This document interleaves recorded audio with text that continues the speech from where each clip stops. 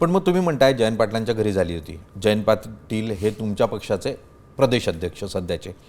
अजितदादांच्या पक्षाचे प्रदेशाध्यक्ष नव्हते त्या बैठकीला? तर मला वाटतं हा प्रश्न आपण त्यांना विचारणं जास्त संयुक्तिक आहे, कारण यातले काही उपप्रश्न येतात.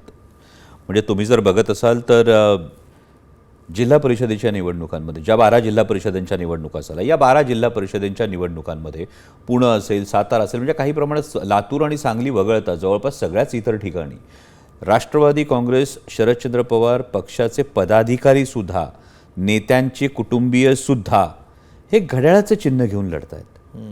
म्हणजे अशोक बापू पवारांच्या पत्नी सुजाता भाभी पवार या घड्याळाच्या चिन्हावर लढतात. हर्षवर्धन पाटील जे आमच्या पक्षाचे नेते आहेत, त्यांची सुकन्या अंकिता पाटील घड्याळाच्या चिन्हावर लढते. मग यांना एबी फॉर्म कोणी दिले हो?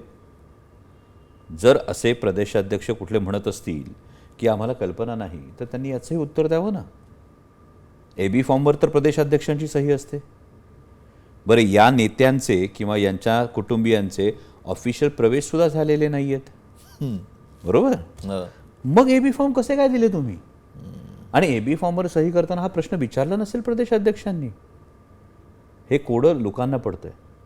नाही, खरं प्रश्न. दुसरं एक सांगतो महत्त्वाचं, सॉरी टू काट यू, पण एक फार महत्त्वाची गोष्ट. जुन्नर तालुका तुम्ही घ्या, माझा तालुका आहे. जुन्नर तालुक्यामध्ये दुसऱ्या क्रमांकाची मतं विधानसभा निवडणुकीमध्ये राष्ट्रवादी काँग्रेस शरदचंद्र पवार पक्षाच्या उमेदवाराला होती आणि अजितदादांच्या पक्षाचा उमेदवार हा 3ऱ्या क्रमांकावर होता.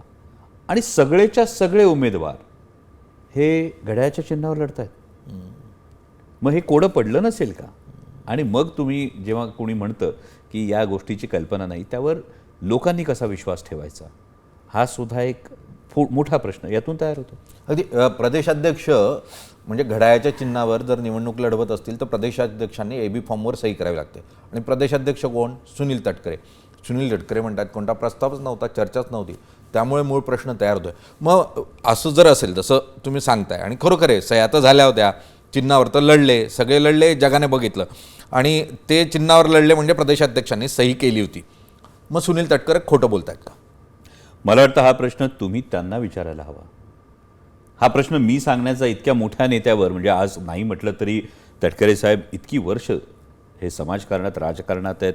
एका म्हणजे जिल्ह्यावर रायगडसारखा एक जिल्हा, त्याच्यावर त्यांचं एक फार मोठं प्रभुत्व आहे, आणि असं असताना खासदार आहेत, शिवाय ते त्या पक्षाचे प्रदेशात. इतक्या मोठ्या नेत्यावर मी का बोलू? मी साधा प्रश्न विचारला आहे.